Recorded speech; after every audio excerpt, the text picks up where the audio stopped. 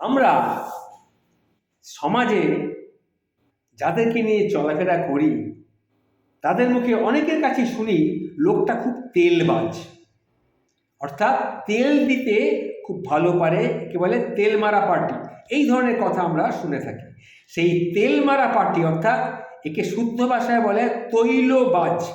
সেই তৈলবাজদের নিয়ে এখন কিছু আলোচনা আপনার সামনে তুলে ধরছি, শুনবেন, খুব ভালো লাগবে। Don't underestimate the power of a তৈলবাজ, অর্থাৎ তেল মারা লোকেদের পাওয়ারকে কখনো অবহেলা করবেন না, এটা মাথায় রাখবেন। কোনো একটা অফিসের একজন কর্মচারীর দপ্তরে খুব একটা কাজের মন ছিল না, সবসময় সে কাজ এড়িয়ে চলত। তবে বসকে তেল মারতে সে কিন্তু খুব পারদর্শী ছিল। বসের হুকুম সবসময় সে করত। বসের যে কোনো কাজ, বসের বাড়ির কাজ, বসের বউয়ের কাজ, বসের যে কোনো কাজ, অফিসের কাজ বাদ দিয়ে শুধু বসকে সে তেল মারত, বসের কাজ করত। এটা হচ্ছে আসল ব্যাপার। এইবার সেই বসের হুকুমই সবসময় সে কাজ করত। অফিসের কাজ ছাড়াও বসের সকল ব্যক্তিগত কাজ সে করত, যেমন বসের ছেলের কলেজের ফিস জমা দেওয়া, বসের ছেলের জন্য ভালো একজন টিউটর খুঁজে দেওয়া, বসের মেয়ের জন্য নাচের পোশাক কিনে দেওয়া, বসের গাড়ি সার্ভিসিং করানো, ম্যাডামকে শপিংয়ে নিয়ে গিয়ে ভালো ভালো কোথায় কী পাওয়া যায় তাকে হেল্প করা, এই সমস্ত কাজ সে করত। তার ফলে সে বসের খুব প্রিয়, অত্যন্ত আস্থাভাজন ব্যক্তি ছিল। বসের সকল সুযোগ সুবিধা শুধু সেই পেত সবার আগে। সময় মতো সে ইনক্রিমেন্ট পেত তার চাকরিতে, তার পদোন্নতি হতো, সব কিছু তার হাতের মুঠোর মধ্যে ছিল, শুধু কি বসকে তেল মেরে মেরে। এই ব্যাপারটা অন্যান্য কর্মচারীরা সবাই জানতো, শুনতো। তারা কিন্তু এর পেছনে তাকে কিছু বলতে পারতো না, কিন্তু তারা খুব রেগেছিল। বাকি কর্মচারীরা অফিসের সুষ্ঠুভাবে সমস্ত কাজ করত, কিন্তু বসের বকাঝকা তাদেরকে শুনতে হতো। ফলে ওই তৈলবাজ কর্মচারীর উপরে সবারই ক্ষোভ ছিল একটা। একদিন ঘটেছে কি, অফিসের বসের মায়ের মৃত্যু সংবাদ এলো। সমস্ত কর্মচারীরা খুব বিষণ্ণ মুখ নিয়ে বসের বাড়িতে ছুটে গেল। যে যেভাবে পারল বসকে সেখানে গিয়ে শোক বিলাপ করতে লাগলো। তাদের যেন নিজেরই কারুর মা মারা গেছে, এমনভাবে কর্মচারীরা সেখানে কান্নাকাটি শুরু করলো যেন বসের মা নয়, তাদের নিজেদেরই মা মারা গেছে। হঠাৎ সবার নজর করে দেখলো, আরে বাবা, সেই তৈলবাজ অর্থাৎ তেলবাজ ছেলেটা, তেলবাজ লোকটা গেল কোথায়? তখন বিস্ময়ে সবাই খেয়াল করলো, সেই তেলবাজ কর্মচারীকে তো বসের বাড়ির ধারে কাছেও দেখতে পাওয়া যাচ্ছে না। সবাই অবাক হয়ে গেল, সে কি করে এইরকম একটা ক্রিটিক্যাল সময় অনুপস্থিত থাকতে পারে, এটা সবাই ভাবলো। কিন্তু সবাই মনে মনে খুব খুশি হলো, এবার চামচার দিন শেষ হয়েছে, এবার বসের গুঁতো সে নিশ্চয়ই খাবে।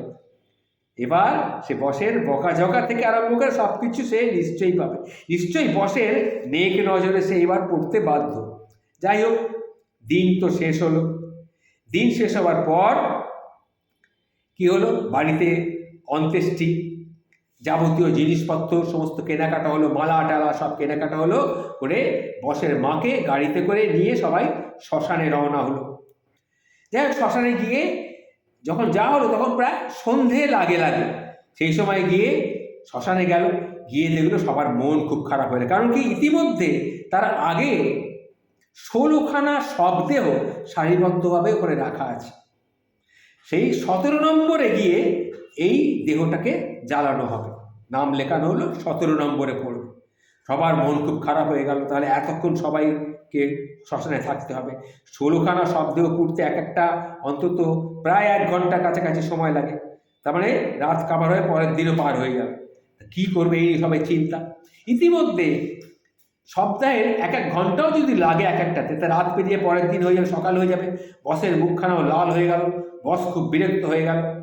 এমন সময় একটা আশ্চর্য ঘটনা ঘটল। প্রথম সারিতে থাকা 16টি লাশের মধ্যে 2 নম্বর লাশটি অর্থাৎ দ্বিতীয় লাশটি হঠাৎ নড়ে উঠল। সবাই তো ভয়ে কাঠ, কি বাবা, মরা মানুষ আবার নড়ছে কেন? খানিকক্ষণ বাদে সবাই বুঝতে পারলো যে ওটা কোনো মৃতদেহ নয়, ওটা একটা জীবিত দেহ, অফিসের সেই তেলবাজ কর্মচারী। সে তখন উঠে বসকে গিয়ে বলল, আমি খুব দুঃখিত স্যার, সকাল থেকে আপনার বাড়িতে আমি আসতে পারিনি, কারণ আপনার মায়ের মৃত্যুর খবর শুনে সবাই যখন আপনার বাড়ির দিকে ছুটছে, আমি তখন ভাবলাম আগে এখানকার ব্যবস্থাটা করা উচিত। দেখলাম সন্ধ্যের মধ্যে দাহ করলে তাহলে সব কিছু হয়ে যাবে, আর সিরিয়াল রাখতে গেলে আমি তাই 2 নম্বরে সেই সিরিয়ালটা রেখে দিলাম। কিভাবে?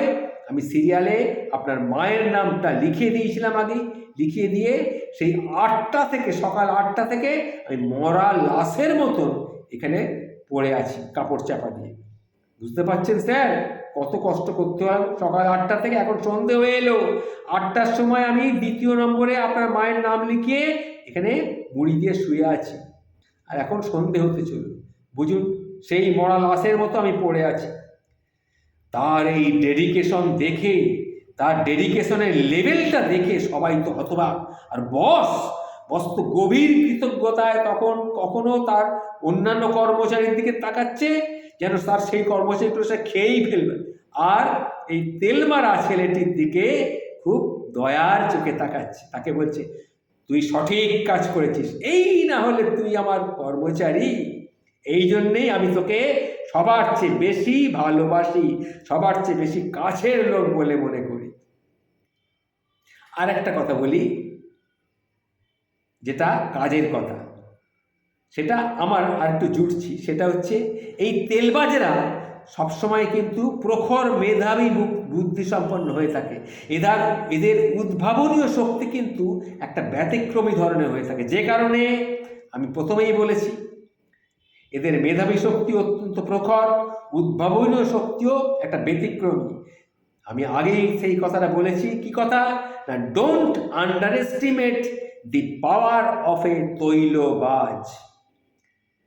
তার চেয়ে বরং মন দিয়ে কাজ করে যান, মাসের শেষে বেতনটা নিয়ে যান, একসময় পদোন্নতি আপনি পাবেন, কিন্তু মনে রাখবেন ওই তৈলবাজের পরে। এতে মন খারাপ করার কিছু নেই, আপনিও পাবেন, একটু না হয় দেরিতে পাবেন। কেমন লাগলো তৈলবাজদের? এটাই হচ্ছে বর্তমানের তৈলবাজদের নীতি, মাথায় রাখবেন। নমস্কার, ভালো থাকবেন।